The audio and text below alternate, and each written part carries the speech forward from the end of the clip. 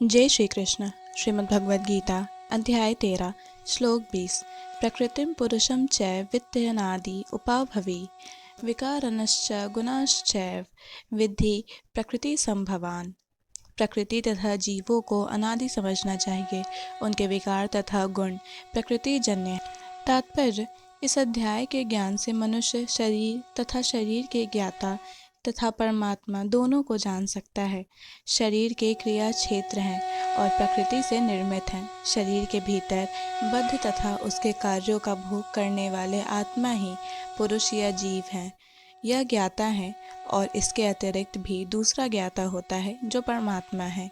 निसंदेह यह समझना चाहिए कि परमात्मा तथा आत्मा एक ही भगवान की विभिन्न अभिव्यक्तियां हैं। जीवात्मा उनकी शक्ति है और परमात्मा उनका साक्षात अंश है। प्रकृति तथा जीव दोनों ही नित्य है।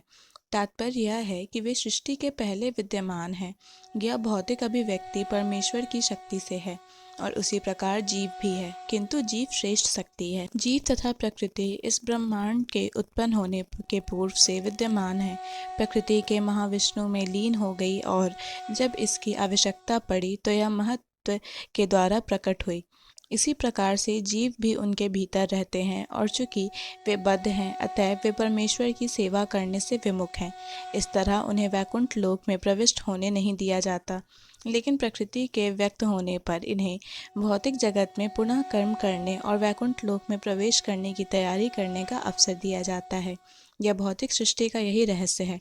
वास्तव में जीवात्मा मूलतः परमेश्वर का अंश है, लेकिन अपने विद्रोही स्वभाव के कारण वह प्रकृति के भीतर बद्ध रहता है। इसका कोई महत्व नहीं है, क्योंकि वे जीव श्रेष्ठ हैं जिस प्रकार प्रकृति के संपर्क में आए हैं, किंतु भगवान जानते हैं कि ऐसा कैसे और क्यों हुआ।